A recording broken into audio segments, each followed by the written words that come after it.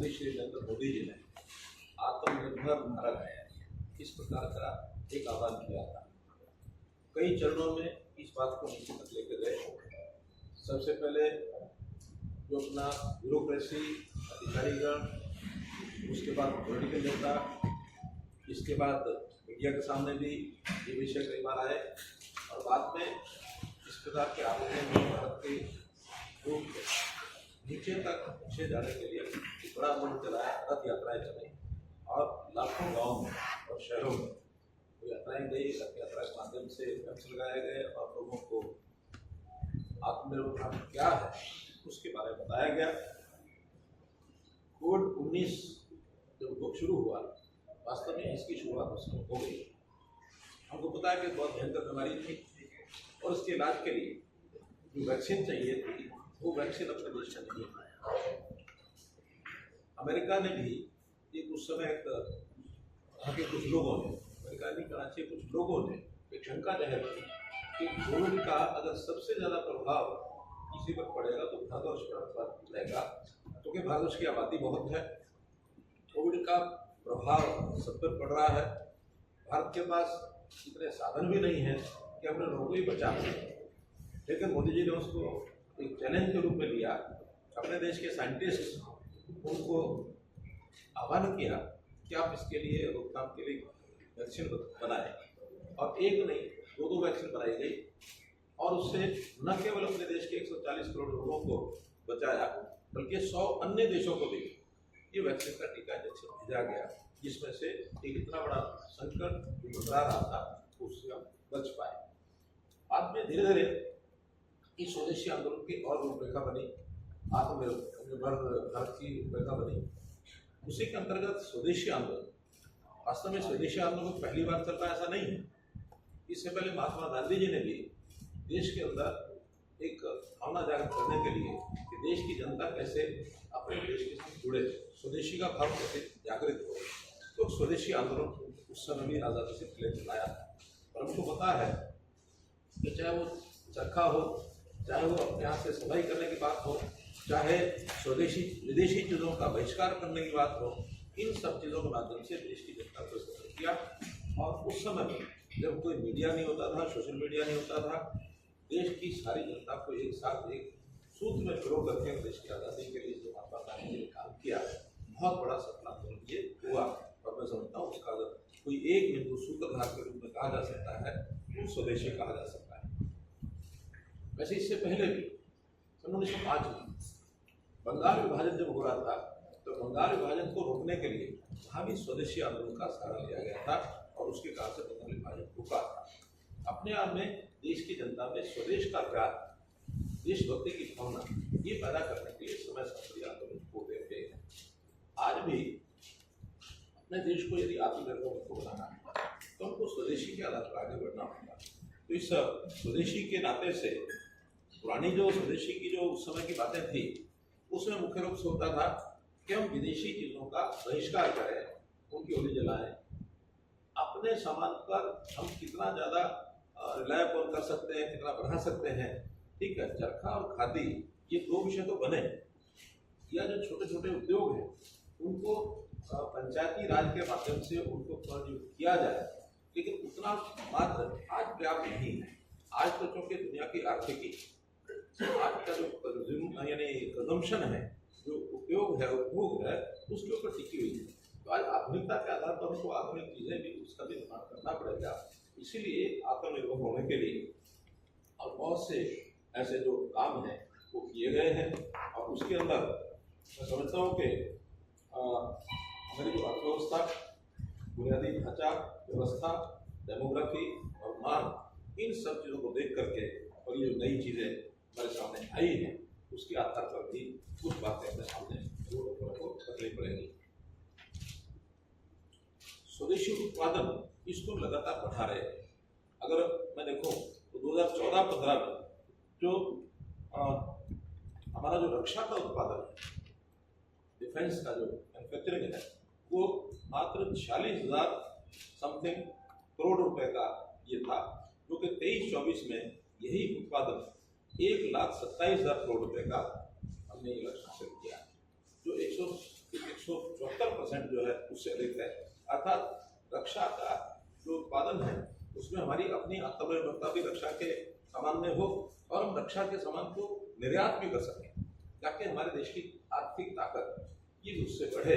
तो एक बहुत बड़ा काम ये पिछले 10-11 सालों में अंदर हुआ है।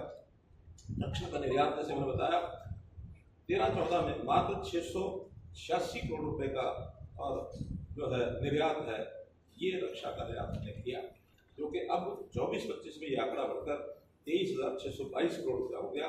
100 से अधिक देशों में भारतीय रक्षा उपकरण किए जाते हैं, जिसमें अपने स्तर पर हम जो बनाते हैं उसके अंदर लड़ाकू जेट हैं, मिसाइल प्रणालियाँ हैं, युद्धपोत हैं, हेलीकॉप्टर है, निगरानी प्रणालियाँ, ये हम सब अपने स्तर पर बनाते हैं, जिसका नतीजा ये है कि ऑपरेशन सिंदूर में भी हम अपने उपकरणों को उपयोग करके दुनिया के दबाव के आगे नहीं झुके हैं। एकमात्र कारण था हमारा देश अपने पर खड़ा है। इसी प्रकार जो हमारा सिविल एविएशन नागरिक उड्डयन क्षेत्र छोटे छोटे शहरों में भी एयरपोर्ट की कनेक्टिविटी बढ़ गई है, उड़ान जैसी स्थितियाँ बनी हैं और हमारा जो बेड़ा है हवाई जहाजों का ये कई गुना अभी बढ़ गया है। देश के जितने एयरपोर्ट 2013-14 में थे उससे डबल एयरपोर्ट हो गए हैं और उस नाते से भी हम जो है इस सारे विषय को लेकर के आगे बढ़े हैं। अंतरिक्ष क्षेत्र के अंदर चंद्रयान है, मंगलयान है, नाविक यानी जो गूगल मैप की तरह एक नया सॉफ्टवेयर बना है नाविक का, उसी प्रकार से जो गूगल मैप है उससे भी बढ़िया और ये काम जो नाविक करता है ये भी हमने दुनिया की टेक्नोलॉजी के अंदर अपने आप को साबित किया कि हम इससे कम नहीं है। हमारा जो कई देश दुनिया के ऐसे हैं जो सैटेलाइट भारत के अंदर जो हमारे स्थान है वहाँ से अपने सैटेलाइट जो है अंतरिक्ष में भेजते हैं, ये भी हमारी उपलब्धि है। कृषि हो चाहे किसान आय हो, इनको भी हम लगातार सहायता बढ़ा रहे हैं ताकि हमारा हर व्यक्ति चाहे सामान्य रोजगार करता है, व्यापारी है, किसान है, वो कैसे आर्थिक रूप से ताकतवर बने ताकि अपनी उपज को बढ़ा सके, व्यापार को बढ़ा सके, जैसे कंज्यूमर भी कैसे ताकतवर बने। इसके लिए पिछले बजट में हमने देखा कि 12 लाख रुपए तक की इनकम टैक्स की लिमिट ये हमने की ताकि लोगों के पास पैसा होगा तो खरीद करेंगे, उत्पादन बढ़ाएंगे तो उद्योग लगेंगे, रोजगार बनेंगे, फिर उसके बाद दोबारा से आर्थिकी में इस चक्र में वो सारा सिस्टम आगे बढ़ेगा। तो हम अपने देश की आर्थिकी को बढ़ा करके मजबूत कर रहे हैं। 13-14 में हमारा देश 11वें स्थान पर था दुनिया अपने जो हमारी इकोनॉमिक स्ट्रेंथ है। आज हम 4थे स्थान पर पहुंच गए हैं और बहुत जल्द 1-2 साल के अंदर मैं कह सकता हूँ 2027 तक हम 3रे स्थान पर पहुंच जाएंगे। जर्मनी अभी हमसे आगे है, उसको छाड़ देंगे और हमारे से आगे फिर चाइना और यूएसए 2 देश बचेंगे। लेकिन हम उनके साथ कम्पीट करने के लिए अपने देश में ये सब अभियान चलाएंगे कि देश के लोगों को किस प्रकार से आत्मनिर्भर बनाया जाए, मजबूत बनाया जाए। अभी जैसे जीएसटी में जो सुधार किए गए हैं इसके कारण से भी लोगों को काफ़ी बचत होगी, चीज़ें सस्ती होंगी और बचत होने के बाद उस पैसे का वो अपनी आवश्यक चीज़ों के ऊपर खर्च करेंगे और फिर से खरीदारी बढ़ेगी और उत्पादन बढ़ेगा, रोजगार बढ़ेगा, उद्योग बढ़ेगा। तो ये एक नया अपने सहूलत जो दी गई है।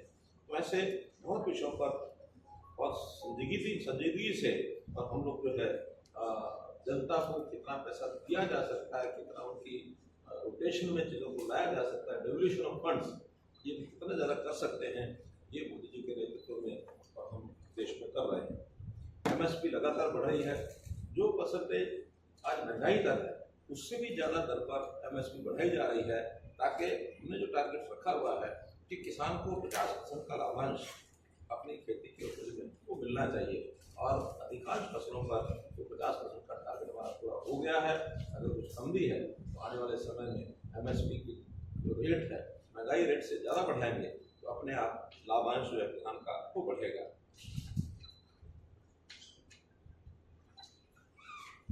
इसके लिए एमएसएमई को बढ़ाना भी हमारी जो बहुत एक महत्वपूर्ण पहलू है ताकि जितना छोटा उद्योग बढ़ेगा उतना रोजगार बढ़ेगा और रोजगार के नाते से लोगों को काम करने के लिए अपना उत्पादन बढ़ाएंगे। ऐसी विदेशों की जो चीज़ें हैं, छोटी छोटी चीज़ें जो इम्पोर्ट करते हैं वो इम्पोर्ट बंद हो जाएगा। खास करके अब देखते हैं चाइना में ऐसा सामान आम लोग घरों में बनाते थे, उनका सस्ता सामान होता था या बिकता था। अब बहुत बड़ी मात्रा में चाइनीज सामान लोगों ने बनाना बंद कर दिया, पटाखे बंद कर दिए, लड़ियाँ बंद कर दी, खिलौने बंद कर दिए। दिवाली के सामान से तुम देखते हैं कि चाइना की चीज़ें सही होगी। आज भगवान जब दिया है तो ये चीज़ें चाइना की जो विदेशी चीज़ें हैं बिकनी बंद हो गई है, तो हम उसका बहिष्कार करने के बजाय हमें अपने स्वभाव में अपने खरीद जो है वो स्वदेशी की हो, ये विचार लाना पड़ेगा, ताकि हम अपनी ही चीज़ खरीदेंगे तो उसका लाभ देश को होगा। इसका बहुत बड़ा लाभ होने वाला है। जहाँ तक MSME है उसके अंदर जो उसका निवेश है और उसका जो टोटल कारोबार की कितनी ट्रांजैक्शन होती है उसके भी आंकड़े बदले हैं। निवेश में तो हमने जितना पहले होता था उससे 2.5 गुना जो कर दिया है, और कारोबार जो है उसका सीमा जो है वो भी 2 गुना कर दी गई है। तो जैसे पहले छोटे सूक्ष्म यानी उद्योग होते थे उसमें निवेश जो था 1 करोड़ था, नहीं 2.5 करोड़ था, सॉरी 1 करोड़ था, उसको 2.5 करोड़ कर दिया है। और जो उसकी लिमिट थी ट्रांजैक्शन की वो 5 करोड़ थी, उसको 10 करोड़ कर दिया है। लघु उद्योग को 10 करोड़ से 25 करोड़ कर दिया, और जो उसकी सीमा थी कारोबार की उसको 50 करोड़ से 100 करोड़ कर दिया। जो मध्यम वर्ग था उसको भी 50 करोड़ जो निवेश था उसको 125 करोड़ कर दिया, और जो 250 करोड़ रुपया जो उसका कारोबार की सीमा थी उसको 500 करोड़ कर दिया। अर्थात 2 गुना 2.5 गुना पैसे लगाने वाले उद्योग भी अब MSME में आ गए, ताकि हर उद्योग को लाभ मिले, उसको भी जो बिजनेस के नाते से ज़्यादा इंडस्ट्री उसमें आए। इस प्रकार से मेक इन इंडिया ये आह्वान हमने किया। तो मेक इन इंडिया के आह्वान में हम जानते हैं कि पहले हमेशा विदेशी चीज़ों का एक लोगों के मन में एक जागता था, एक मोह जागता था, क्या made in Japan, made in China ये ले। भले हम भारत को प्यार करते थे, लेकिन उसमें कहीं ना कहीं अपने आप को बड़ा मानते थे। हमें को राजपूत जी का गाना आता ना, मेरा जूता है जापानी,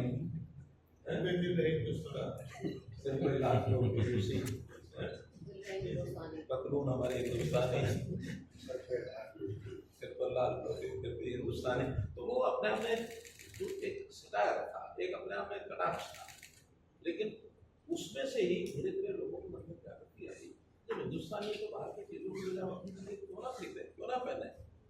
इसलिए उसको आगे बढ़ने के लिए हमने जो है मेक इन इंडिया इसका जब से प्रयोग किया, और बहुत से क्षेत्रों में 100% FDI इसको भी खोल दिया, ताकि हमारे यहाँ व्यापार करने में या दूर करने में पैसे की अगर कमी है तो कुछ चुनिंदा क्षेत्रों के अंदर अगर पैसा बाहर से भी आता है, फॉरेन इन्वेस्टमेंट भी होती है, उसको खोल दिया है ताकि हम उसमें और अधिक आगे बढ़ सकें।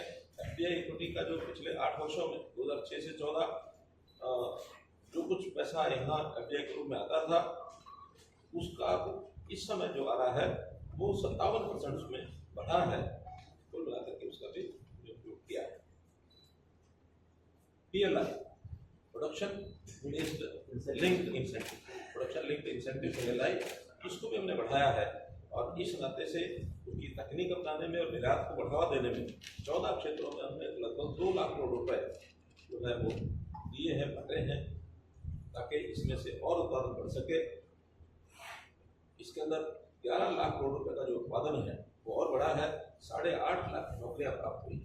यानी कुल मिलाकर के हम अपने देश के लोगों को कैसे आगे लाभ दे सकते हैं। रेलवे, ये वंदे भारत अब जम्मू कश्मीर से चल करके और पूरे देश के नेटवर्क के अंदर वंदे भारत नई जो फास्ट स्पीड ट्रेन वो बड़ी है।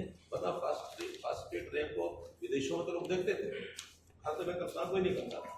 इसी प्रकार मेट्रो, आज हम शहरों के अंदर मेट्रो, गाँव में भी मेट्रो उसका काम शुरू हो गया है। पहले से छोटा एक हिस्सा मेट्रो का था, लेकिन बहुत बड़ा हिस्सा आ रहा है।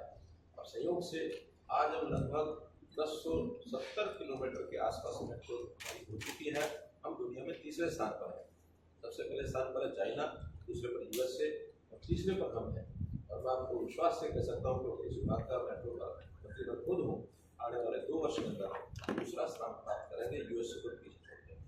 USA मात्र हमारे से 250 किलोमीटर आगे है, और हमारे 900 किलोमीटर के काम जो है पाइपलाइन में जैसे ही पूरे होंगे हम USA से आगे बढ़ जाएंगे।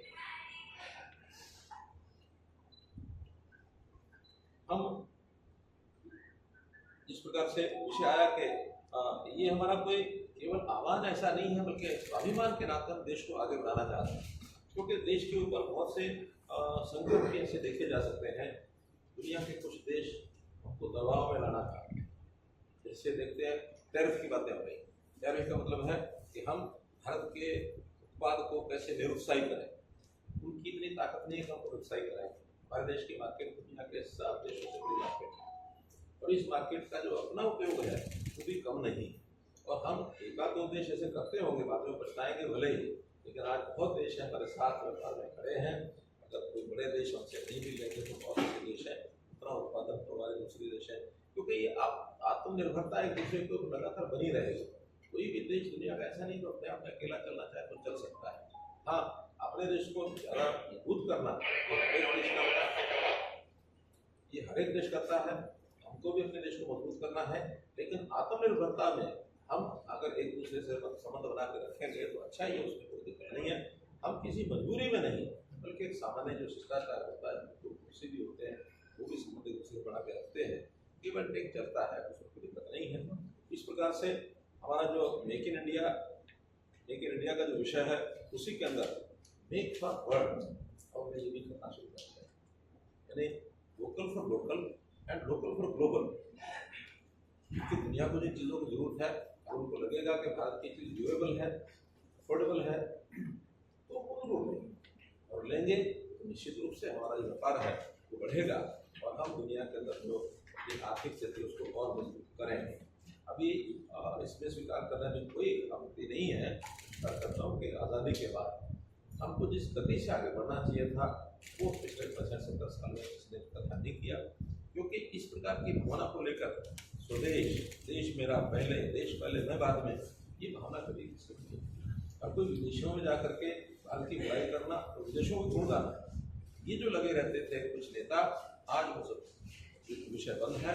मोदी जी हमेशा आह्वान करते हैं पहले देश बाद में, तो यही भावना लोगों में आए, निश्चित रूप से हम चीज़ को आगे कर लेंगे। हमने बिजली के उत्पादन में भी, क्योंकि बिजली किसी भी देश के लिए एक इस प्रकार की जीवन रेखा होती है, उसके बिना देश आगे बढ़ नहीं सकता। हमारा देश 2013-14 में 5.5 घंटे हमको जितनी बिजली चाहिए थी उसमें बिजली थी नहीं, और जबरदस्ती एक जो कट लगाने पड़ते थे जगह जगह पर, उसको हमने धीरे धीरे ठीक किया। पिछले वर्ष तक हम 0.1% डेफिसिट थे। अब हम इस वर्ष जिसको कहना चाहिए आत्मनिर्भर हो गए हैं। हमें जितनी बिजली की आवश्यकता है उतने उत्पादन कर रहे हैं। आने वाले वर्ष में हम बिजली सरप्लस हो जाएंगे। हमने कुछ देशों से बातचीत करनी शुरू कर दी, आसपास के देशों से, कि जो हम बिजली वहाँ एक्सपोर्ट करेंगे, इसमें नेपाल है, भूटान है, श्रीलंका है, बांग्लादेश है, म्यांमार है, और अब तो under sea cable UAE countries में दुबई तक भी बना रहे हैं। 40,000 करोड़ रुपये खर्च आएगा केवल उस एक अंडर सी केबल, ताकि सोलर एनर्जी जहाँ जब हमारे यहाँ सोलर ज़्यादा है उसको दे सकें, और शाम के समय देर समय में 3 घंटे 3.5 घंटे उनके पास सोलर रहेगी, उसको वहाँ से ले सकते। सोलर का जो चक्र भी 7-8 घंटे हमको मिलती है, ये 11-12 घंटे हो जाएगी। और one sun one grid one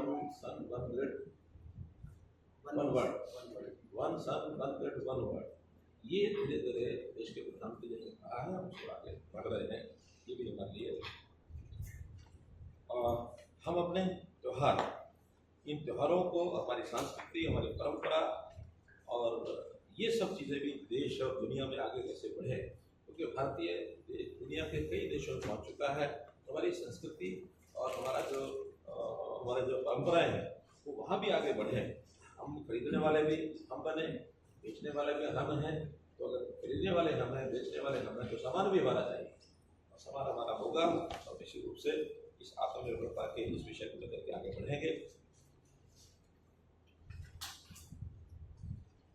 दुनिया के अंदर में योग है, आयुर्वेद है, हस्तशिल्प है, इस प्रकार अपनी वैश्विक पहचान बनाई है। योग भी अपने देश के अंदर बहुत प्राचीन समय से प्रचलित है।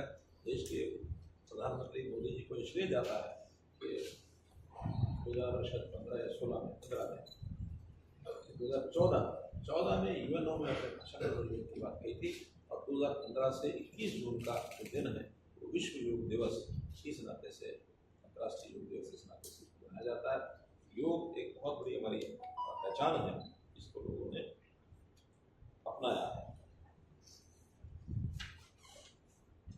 जहाँ तक डिजिटल का विषय है, हमने डिजिटल चीज़ें भी भले विदेशों में ये टेक्नोलॉजी पहले आई लेकिन उसको अपना कर आज भारत देश डिजिटल इंडिया के रूप में आत्मनिर्भर हो गया है, क्योंकि आज जैसे जैसे विज्ञान प्रगति कर रही है तो डिजिटलाइजेशन के बिना भी हमारा काम चलता नहीं है।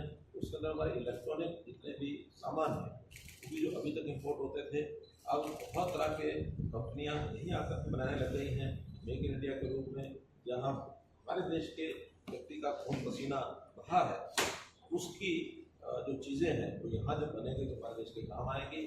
कम से कम अगर अपना ही हम उद्योग नहीं लगा पाते तो एफडीआई के माध्यम से या विदेशी कंपनियां यहाँ आकर के बनाएं, और बाद में जब अपने ही देश की कंपनियां अपना पैसा लगाकर अपनी टेक्नोलॉजी यहाँ बनाएंगे और ज़्यादा बढ़िया होगा। आज बहुत सी चीज़ें हम यहाँ बनाने लग गए हैं।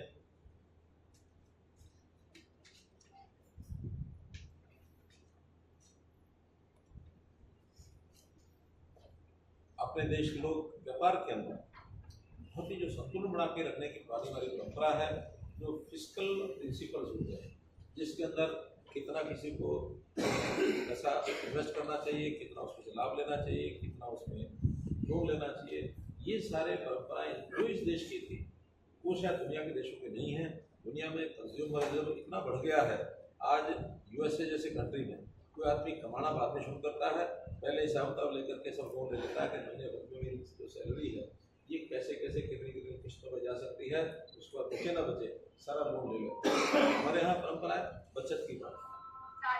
मैं भी पिछले दिनों में कुछ व्यक्ति बैठे थे, बात कर रहा था, हमारे देश में जो सोना है हमारी अपनी माता बहनों के पास, हमारे मंदिरों में, तीर्थ स्थानों पर इतना सोना है, ये सोना दुनिया के किसी और देश में नहीं। तो ये हमारे देश की एक स्वाभाविक जो परंपरा है उसके नाते से हम ये करते हैं। देश को सोने की चिड़िया कहा गया है।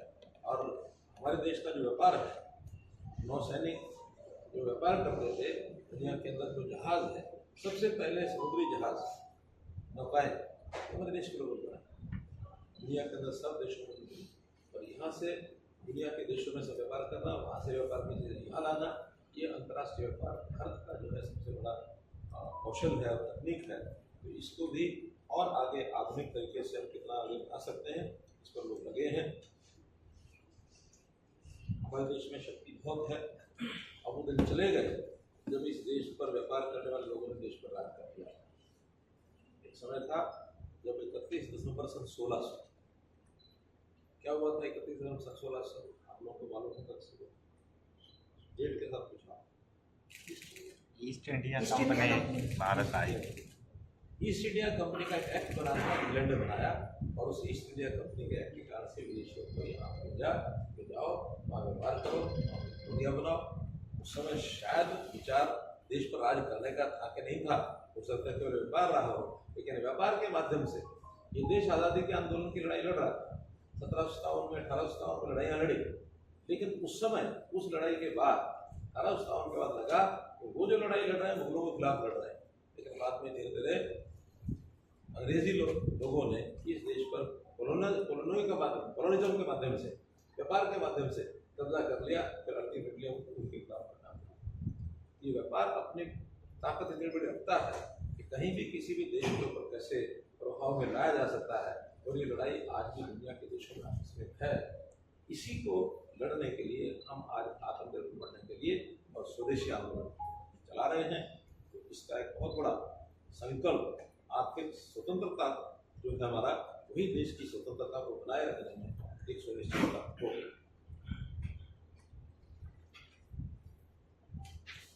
विदेशों से हम चीज़ें वो मंगवाएंगे जिसकी हमें बहुत आवश्यकता है।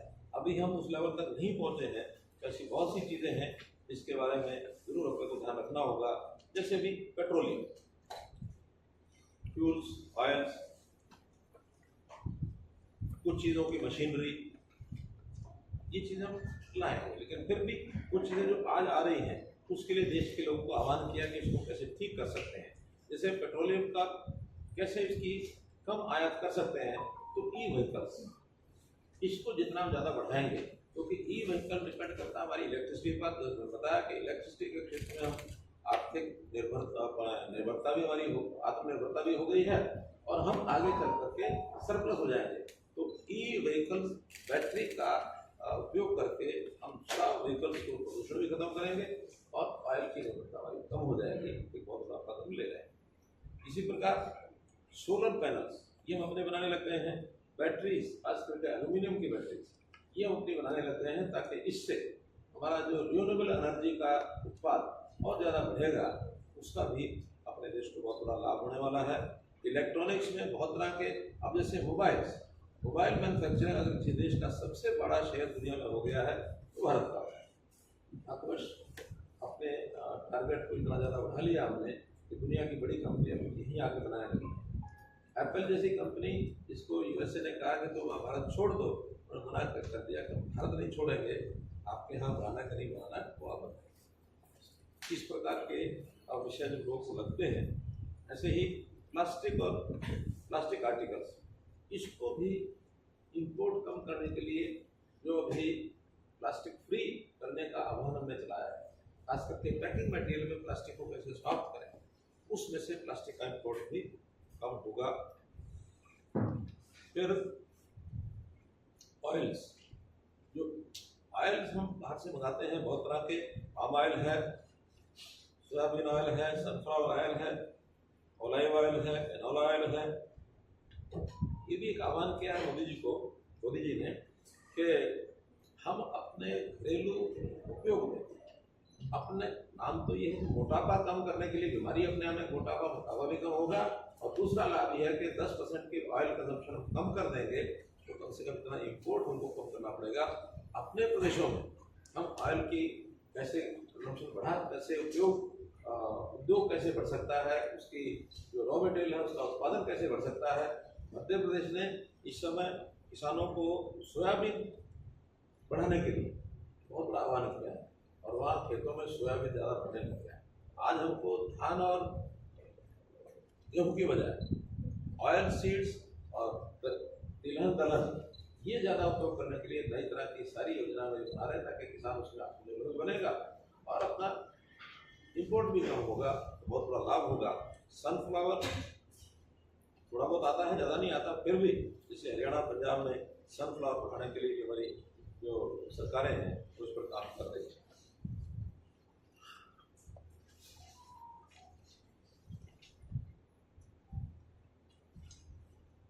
जिन चीज़ों पर और हमको ध्यान देने की आवश्यकता है, उसमें हमारे decorative items, kitchen wares, furniture, कपड़े, एक्सेसरीज यानी अपीयरेंस एंड एक्सेसरीज, इन सब चीज़ों पर भी हमारे लोग ध्यान दे रहे हैं, ताकि इसको और बढ़ावा दिया जाए, उसका भी हमको बहुत बड़ा लाभ होगा।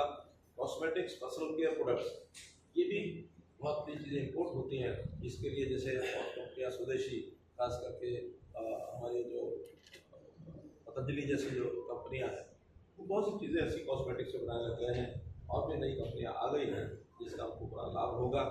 मित्रों, विषय बताने के लिए तो और बहुत हैं, फिर भी कोई विषय आपको ध्यान में आता हो, कोई आपका सुझाव हो, मैं एक बार जरूर हमसे पहले ही आपसे आह्वान करना चाहता हूँ कि विषय कोई पॉलिटिकल इशू नहीं है, राजनीतिक विषय नहीं है, ये राष्ट्रीय विषय है, और इसमें सब जितने भी राजनीतिक पार्टियां हैं, पक्ष की हो, ये विषय सबको पता है।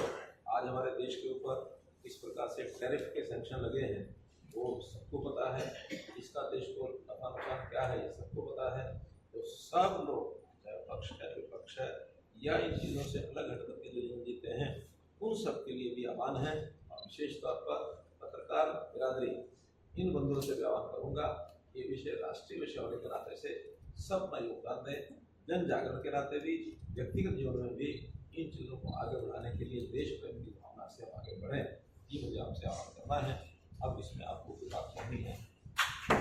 सर, आत्मनिर्भर भारत की बात चल रही है, विश्व में सबसे बड़ा बाजार है भारत, और दीपावली पर सबसे ज़्यादा खरीदारी भी भारत में की जाती है, तो आप क्या अपील करेंगे भारतवासियों से दीपावली के मौके पर स्वदेशी सामान को लेकर? देखिए, जैसे मैंने कहा है, पहले भी कहा है और इससे पहले पिछले सालों में भी कहते आए हैं कि हम विदेशी सामान की खरीद न करें और स्वदेशी बनी चीज़ें वो सब लें, और विशेष तौर पर ऐसी चीज़ें जो शरीर के लिए हानिकारक है उसका उपयोग तो छोड़ ही देना चाहिए। खास करके पटाखे हैं, अब इनका हानिकारक प्रभाव रहता है, दूषण करता है। प्लास्टिक की चीज़ें हैं, ये भी अपने आप में क्योंकि डिग्रेडेबल नहीं है, तो डिग्रेडेबल चीज़ें जो बाद में जिनका प्रोसेसिंग हो सकती है, ऐसी चीज़ें खरीदें। और अपने देश में भी बनने वाली चीज़ें बहुत आ गई हैं, उन्हीं का उपयोग करें। ये मेरा मानना पहले भी हमेशा हर साल होता रहा, आज फिर मैं आपके माध्यम से सरकार की बात करिए, आपने जीएसटी कम किया गया है, लेकिन रेट तो अभी तक कम नहीं हुआ। 22 तारीख से जीएसटी लागू कर दिया गया था, 5% होता था। आपकी बात ठीक है। देखिए, ऐसे तो सबको अपील की गई कि जिस दिन से जीएसटी कम हुआ उसी दिन सबको कम करना चाहिए। इसमें एक वर्ग है जो ट्रेडर है, जो छोटा ट्रेडर नहीं है, बड़ा ट्रेडर, उन्होंने तो सेम, क्योंकि उनको उसी दिन से सेम डेट से अपना नया बिल जो है कम टैक्स पर बनाना अनिवार्य है। उनका अगर पहले के टैक्स का एक सिस्टम होता है ITC, जो उनको टैक्स की वापसी मिलती है, क्रेडिट मिलता है, वो क्रेडिट उनका अगर नहीं मिलेगा तो सरकार उनको देगी और उनके आगे वाले टैक्स के अंदर उसकी जो है बैलेंस किया जाएगा, उसको गठन की पूरा हो जाएगा। लेकिन जो अंतिम लास्ट का जो खास करके छोटा व्यापारी है, किराने वाला है, जो 1% उसको क्या कहते हैं, कौन सा रजिस्टर होता है, जो 1% टैक्स भरता है। आपने सोलर एनर्जी और किसानों की बात करी है। एक मिनट 1% उसको क्या कहते हैं, अरे हाँ, 20 लाख तक का है, 1% का व्यापारी होता है, उसको 1% देना पड़ता है, एक शब्द है। तो उनको जरूर चूंकि टैक्स भर के आए हुए हैं, इसलिए उन्होंने कीमत के अंदर लगा करके टैक्स देना होता है। तो जितना टैक्स पहले दे के आए हैं उनके अंदर सामान उनका जो स्टॉक में बचा होता है, अगर वो एकदम पहले दिन कम करेंगे तो उनका वो लॉस होगा।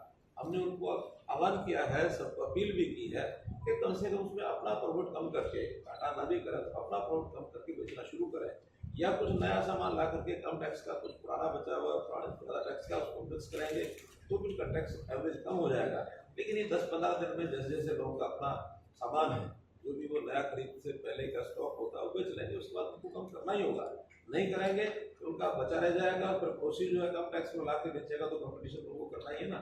इसलिए 10-5 दिन हमने अपील करने के बाद भी अगर इसे नहीं किया तो इसका मतलब है कि उसका सामान बाकी होगा। कंज्यूमेबल आइटम 10-15 दिन में सब खत्म हो जाते हैं, इसलिए वो निश्चित रूप से करना ही पड़ेगा। वो नहीं करेगा तो नुकसान में वही रहेगा। आपने सोलर एनर्जी और किसानों की बात की है। बहुत सारे क्षेत्र जैसा कि अखबारों में भी न्यूज़ का है, टीवी में, जहाँ मतलब पानी का लेवल कंपाउंड नीचे है, होती है, कंपाउंड तो जैसे टरबाइन विंड एनर्जी की, टरबाइन विंड एनर्जी के लिए सरकार क्या है? देखिए, ये सारी योजना प्रदेशों की होती है। जिस प्रदेश में जो चीज़ संभव वही होता है। संयोग से टरबाइन जितने हैं ये सारे कोस्टल एरियाज के जितने स्टेट्स हैं, हवाएं वहाँ ज़्यादा चलती हैं, वहाँ पर खूब इसका उपयोग भी हो रहा है। लगभग 50 गीगावाट टरबाइन और सोलर टरबाइन पावर अपने यहाँ अब उपयोग होना शुरू हो गया, उत्पादन होना शुरू हो गया। हरियाणा में मुझे लगता है अभी टरबाइन का उतना स्कोप भी नहीं है, जिन लोगों ने लगाया भी है वहाँ हवा उतनी चलती नहीं है। या सोलर भी, क्योंकि ज़मीनें बहुत महंगी हैं, इसलिए सोलर भी लिमिटेड लेवल पर ही हो रहा है। रूफ टॉप पर सोलर सिस्टम ये हरियाणा में लग रहे हैं, और इस प्रकार से जो चीज़ संभव होगी, क्योंकि अल्टीमेटली किसी चीज़ का जनरेशन है, उत्पादन है, उसमें कॉस्ट का कंपटीशन होता है, तभी वो चीज़ आगे बढ़ती है। अगर आपको राजस्थान से सोलर पावर यहाँ लगाएंगे तो महंगी बनेगी। राजस्थान में ज़मीनें सस्ती हैं, बहुत बड़े उसमें स्तर पर सोलर पावर बन रही है, लेकिन वो यहाँ नहीं बन रही है। इसलिए हर स्टेट का अपने अपने हिसाब से सब होता है। मेरा दो सवाल है। एक तो आपके पास ही मंत्रालय है सर, और आपने कुछ दिन पहले ही कहा था कि जल्द ही RRTS पर भी हम घोषणा करेंगे और शिलान्यास करेंगे। कब तक शिलान्यास कर रहे हैं? आप करेंगे, प्रधानमंत्री जी करेंगे? और दूसरा सवाल, एक इको चौक को द्वारका से भी जोड़ने की बात चल रही है, तो तो क्या उसको जोड़ेंगे या द्वारका से द्वारका एक्सप्रेस होते हुए खिड़की दौरा द्वारका एक्सप्रेस से खिड़की दौरा का द्वारका एक्सप्रेस वे के साथ मेट्रो का? ऐसा कि एक तो RRTS तो पक्का ही है, जो उसका सारा लगभग DPR बन चुका है।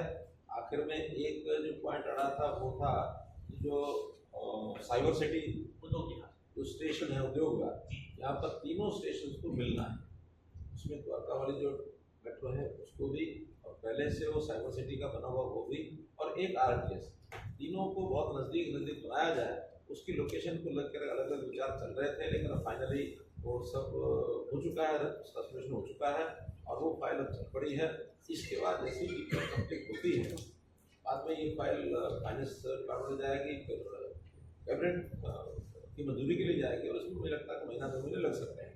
तो 2 महीने बाद कभी भी इसका शिलान्यास, और क्योंकि बड़ा प्रोजेक्ट है तो निश्चित रूप से प्रधानमंत्री जी से निवेदन करेंगे कि वो शिलान्यास करेंगे, क्योंकि बड़े प्रोजेक्ट कितने देशों में होते हैं वो सब प्रधानमंत्री जी को ही कहा जाता है, वो करते हैं तो लाभ मिलता है। जहाँ तक दूसरा विषय है जो एयरपोर्ट से, और एक लाइन जो चल रही है, जो एयरपोर्ट वाली लाइन है, आती है नई दिल्ली स्टेशन से एयरपोर्ट, और एयरपोर्ट से उसको एक्सटेंड करने का विषय चल रहा है। चाहे वो पालन कॉलोनी में जो है कोलंबिया हॉस्पिटल है कोलंबिया, उसको इफको तक भी लाने की बात चल रही है, वो अभी विचाराधीन चल रहा है, लेकिन बहुत जल्दी इस पर फैसला होते ही वो लाइन भी बनेगी। उसी के साथ जो जनकपुरी से ट्रेन आती है ब्लू लाइन पर से, जनकपुरी से सेक्टर 21 आती है, सेक्टर 21 से वो भी एक लाइन और आगे लाई जाए, वो फिर कोलंबिया हॉस्पिटल तक ला करके ये दिल्ली वाली लाइन है, इसके साथ उसका जो गुड़गांव वाली लाइन है उसका उसको जोड़ दिया जाएगा। वो क्योंकि दोनों की टेक्नोलॉजी में अंतर है, एयरपोर्ट वाली जो मेट्रो लाइन है उसकी टेक्नोलॉजी थोड़ा अलग है, और जो जनरल मेट्रो चल रही है जो हमारे यहाँ आती है गुड़गांव वाली जो है, इसकी टेक्नोलॉजी थोड़ा अलग है। तो दोनों की लाइनें अगर आती हैं गुड़गांव में तो लाभ हो जाएगा, क्योंकि एयरपोर्ट की लाइन आते ही हम चेक इन भी यहीं कर सकते हैं, चाहे वो इको चौक पर आए, चाहे वो कोलंबिया पर रुके, वहाँ चेक इन करके वहीं से बैठो एयरपोर्ट सीधे पहुँचना। वैसे उन दोनों का विचार चल रहा है, छोटी छोटी चीज़ें बची हैं, उनको कंप्लीट करने के बाद बहुत जल्दी वो भी आएगा।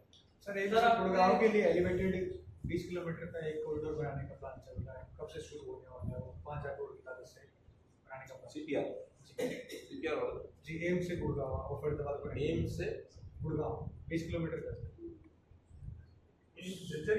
नहीं सर, दिल्ली से शंकर चौक होते दिल्ली जयपुर हाईवे के उस पर कुछ ओवरब्रिज तो है प्रस्तावित, लेकिन एलिवेटेड रोड का तो अभी मेरे ध्यान में नहीं है, लेकिन अगर बनाएंगे तो ये नेशनल हाईवे वाले बनाएंगे, वो हमारे सुपाड़ों में आता नहीं है, कोई विचार कर रहा है। सर हरियाणा में आपने 9.5 साल जो है हरियाणा को संजोगे रखा, सरकार के तीसरे टर्म की सरकार को 1 साल पूरा होने वाला है, किस तरीके से देखते हैं नायब सरकार? देखिए, नायब सिंह सरकार बहुत सही रूप से अच्छा काम कर रही है, और जितनी योजनाएं हमने पिछले 10 साल में बनाई हैं वो सारी उनके ऊपर काम हो रहा है, और उसके अंदर कहीं भी छोटे मोटे जो ग्लिचेज होते हैं, क्योंकि वो मेरे समझ में नहीं है, और ब्यूरोक्रेसी को ज़्यादा पता होता है उनका, कभी कभी ब्यूरोक्रेसी के लोग हमसे ही बात करते हैं, तो उस नाते से एक एक चीज़ हम करके आगे बढ़ा रहे हैं। खास करके जो लैंड इशूज़ हैं, और लैंड की कई पॉलिसीज उस समय में लागू की थी, कुछ चालू हो गई, कुछ और बन रही हैं, उन सबको बहुत ज़्यादा जल्दी उसको सुधारने की आवश्यकता है, क्योंकि आज हरियाणा में तो है ही है, देश भर में मैं देखता हूँ अगर सबसे ज़्यादा लिटिगेशन कोर्ट्स में है तो लैंड इशूज़ हो रहे हैं। लैंड की छोटी छोटी प्रॉब्लम्स होती हैं, उन प्रॉब्लम्स को हल करने के लिए मुख्यमंत्री हमारे लगे हुए हैं, और डिपार्टमेंट के लोग भी लगे हुए हैं। फिर भी उसमें जहाँ कहीं कोई सहयोग की आवश्यकता होती है तो मैं भी उसको याद देता हूँ। दोबारा से sir CLP leader Bhupendra Singh Hooda को चुना गया है, इस तरह से ठीक है, वैसे तो ये उनके अपने घर का मामला, मुझे कुछ टिप्पणी करने का अधिकार नहीं है, और इतना ही है मुझे लगता है कि उनके यहाँ निर्णय करने की असमंजस स्थिति इतनी रहती है कि एक पूरा बहुत बड़ी अच्छी संख्या में, इसको कहना चाहिए विपक्ष की संख्या 37 है आउट ऑफ 90, इतना एक होता मजबूत पक्ष, एक होता मजबूत विपक्ष, संख्या के हिसाब से कह सकते हैं, तो पक्ष भी उनका कमजोर तो नहीं है, लेकिन उनको अपना लीडर छोड़ने में 1 साल लग गया, ये अपना में हैरानी करने वाली बात है, और इसको जनता भी समझती है, हम भी सब समझते हैं, कहीं ना कहीं दुविधाएं उनकी हैं। अब दुविधा समाप्त करके उन्होंने बनाया है तो मैं तो उनको शुभकामना दूंगा, अच्छा उन्होंने लीडर बना लिया, और अगर विपक्ष का नेता कोई होता है तो सत्ता पक्ष को उसका लाभ होता है। कम से कम विपक्ष के लोग अलग अलग करके अपने मुंह से बातें नहीं बोलते, विपक्ष का जो नेता है वो बोलेगा तो उसका ध्यान करेंगे। सर, इस बार प्रदेश अध्यक्ष साउथ हरियाणा से चुना गया है कांग्रेस का कहना है कि दक्षिणी हरियाणा को इस बार मजबूत करेंगे, क्योंकि अगर हम 2019 में कहें तो सब 11 की 11 सीटें कांग्रेस हार गई थी। 2024 में एक सीट नांगल चौधरी जीती है। अब उनका कहना है दक्षिण हरियाणा से प्रदेश अध्यक्ष को बनाना, इसलिए कि दक्षिण हरियाणा को मजबूत करना है। किस तरह से आता है? वैसे तो जैसे मेरा पहला उत्तर था, फिर वही उत्तर है कि ये भी उनके व्यक्तिगत का मामला है। हमें बहुत ज़्यादा उस पर टिप्पणी करने का अधिकार नहीं, लेकिन फिर भी जनता में जो चीज़ें चलती हैं वो हमारे पास आती हैं तो हम जरूर उसकी टिप्पणी कर सकते हैं। जैसे कहता है सेब उड़ाते वाले पड़े को अध्यक्ष बनाया और बाद में शुरू करके काना फूसी चलने लगे, अच्छी नहीं है, लेकिन चली है तो भुगतेंगे। कैप्टन अजय सिंह यादव ने एक आरोप लगाया था, जैसे ही उन्हें बताया गया कि साफ छवि बेदाग का नेता जो है राहुल गांधी को चुनना था, इस तरह के उन्होंने एक्स पर पोस्ट भी किया। खुद कांग्रेस में इस तरह से प्रदेश अध्यक्ष को बनाना राहुल गांधी के नेतृत्व द्वारा, फिर कांग्रेस के नेता इस पर सवाल खड़े कर रहे हैं। एक सीडी भी वायरल हो रही है। ये कह रहा हूँ काना फूसी खुश शुरू हो गया, इसलिए सर एक सवाल मैं पूछ लेता हूँ। आपने पहले पूछ लिया और लोग पूछ लेना तो एक सवाल बढ़िया सवाल है। गुरुग्राम से फैसलाबाद जेवर आपका ही कंसेप्ट है, वो कब तक उस पर भी काम उस पर काम शुरू हो जाएगा, लेकिन पहले ये आरटीएस जो मेन है ये शुरू हो जाए, क्योंकि वही आरटीएस का एक पार्ट है। उसको एक सुझाव दिया गया है कि इफको चौक से फरीदाबाद और फरीदाबाद से फिर आगे जेवर तक, क्योंकि इस एयरपोर्ट से जो एयरपोर्ट उसको लेके जे एयरपोर्ट को जोड़ने का एक सुझाव चल रहा है और मुझे लगता है फिजिबल है, क्योंकि हमने उससे पहले भी कहा था कि गुरुग्राम से फरीदाबाद को जोड़ेंगे। उसमें मेट्रो की विजिबिलिटी नहीं आई थी, क्योंकि हम 2 किलोमीटर के बाद वहाँ बहुत ज़्यादा राइडरशिप नहीं है, लेकिन ये चूँकि 6-7 किलोमीटर का स्टेशन होगा, तो 6-7 किलोमीटर के बीच में 2 या 3 स्टेशन आएंगे गुरुग्राम के, जो भी आबादी का एरिया होगा, हाँ ये फिजिबल हो जाएगा। इसलिए अच्छा एक प्रपोजल ये बन के आएगा। सर, रोशनी भरा त्योहार आने वाला है, आप खुद ऊर्जा मंत्री हैं। जगमग योजना हरियाणा में आपने शुरुआत की थी, क्या पूरे भारत में जगमग योजना कब तक आएगी? क्या हम कोशिश कर रहे हैं सर उस? देखिए, ये योजना प्रदेशों की होती है, तो प्रदेश के मुख्यमंत्रियों को पहले बता दिया है, बल्कि उनके अधिकारी जो हर एक 10 प्रदेश के पावर सेक्रेटरीज हैं उनको ये सारा विषय पता है कि हरियाणा में किस प्रकार से हमने लाइन बसेस को कम किया है और इस योजना की बहुत सराहना हो रही है। कुछ प्रदेश लोग और आगे बढ़े हैं, लेकिन इसमें थोड़ा सा पॉलिटिकल विल नहीं होती है, सबको थोड़ा सा डर भी लगता है। तो हमने कभी डर के काम नहीं किया, प्रदेश के हित में तो उसको डट के किया है। मैं गाँव की कहानी सुनाता हूँ आपको, जो करेंगे। एक पानीपत जिले में गाँव कभी टुकड़ा गाँव, तो जैसे ही 2015 या 16 की बात है, तो वहाँ से शायद रोड से जैसे निकलना होता है, निकल रहा था, तो मुझे 5 किलोमीटर पहले हमारे सिक्योरिटी के लोगों ने कहा कि ये रास्ता बदलना पड़ेगा। मैंने कहा क्यों? कि कभी गांव के बस स्टैंड पर लोग खड़े हो गए और वो हमारा घिराव हुआ। कोई बात नहीं, अच्छी बात है, चलो यहीं से चलते, कहीं बदलेगा नहीं, चल पड़े। चले तो मुझे पता था पहले से, इसलिए गाड़ी धीमे कर ली, रोक ली। रोकने के बाद गाड़ी के ऊपर ही गया, खिड़की खोल के खड़ा और लोगों को बुलाया, पूछा कि हाँ क्या बात है। बोलने के हमारे गाँव में लाइट नहीं आती, जैसे रेड में। मुझे पता था कि वो बहस करेंगे ज़्यादा। मैंने एक ही क्वेश्चन किया, मैंने ये बताओ हमारे गांव में लोग बिजली की बिल भरे है? आप नहीं भराए तो भरोगे? आपको नहीं भरा, ठीक है बिजली नहीं आओगे, चलो। इतना कहते ही वो भी सन्न रह गए और फिर एक ने कहा ठीक है हमें देख लेंगे, देख लेंगे। तो ये कह के रास्ता खोल दिया, निकल गया। बात 2016 की है। अभी चुनाव में 2024 में क्या कभी मेरे अपने लोकसभा क्षेत्र में आ गया हो, पानीपत विधानसभा कर रहा हूँ, इसराना विधानसभा। तो मैं गया, अपना यात्रा थी, तो यात्रा में उसी गांव में उस चौक पर मैंने यात्रा भी रोकी। गाँव मैंने कार्यक्रम नहीं बनाया था, लेकिन मैं कहा रोक लेते हैं। रोका, वो 20-30 लोग जो दुकानों पर जो बैठे होते हैं वो सारे एक करके आ गए। पकड़ा हुआ कैसे अभी ठीक ठाक हाल चाल है, बढ़िया। आपको याद है कि गाँव में एक बार पहले भी आया था कि याद है जी, मैं क्यों आया था कि बस जो आया था उसको भूल जाओ। मैंने क्यों, क्या होता है हम बिजली के बिल भी भरते हैं और बिजली भी 24 घंटे आती है। तो कुछ विषय ऐसे होते हैं जो एक विल पावर चाहिए, उस विल पावर से चीज़ें होती हैं। कुछ प्रदेश में अच्छा किया है, जैसे अभी उत्तर प्रदेश ठीक कर रहा है। उत्तर प्रदेश में लोगों ने वहाँ स्मार्ट मीटर लगा दिए हैं और प्रीपेड स्मार्ट मीटर के ऊपर भी बढ़ रहे हैं। अभी मैं कहा सारे देश भर में आपको सब गवर्नमेंट ऑफिस जितने हैं और जितनी गवर्नमेंट कॉलोनीज हैं, जितने गवर्नमेंट कर्मचारी हैं, उन सबके यहाँ प्रीपेड लगाओ और बिजली आने से पहले जैसे हम मोबाइल चार्ज करते हैं ऐसा चार्ज कराओ तो बिजली मिलेगी। गवर्नमेंट का अधिकारी तो मना नहीं कर सकता, कर्मचारी भी मना नहीं कर सकता। हाँ, रिबेट भी दिया है, हरियाणा में 5% उसमें रिबेट दिया है, बहुत बड़ा रिबेट होता है 5% एकदम में। अब उसमें से बहुत प्रदेश में बढ़ना शुरू कर दिया है और बड़ी राशि जो उनको निवेश के लिए उसमें से आ रही है, ताकि पहले से पैसे मिल जाते हैं, बाद हमें बिजली लगती है।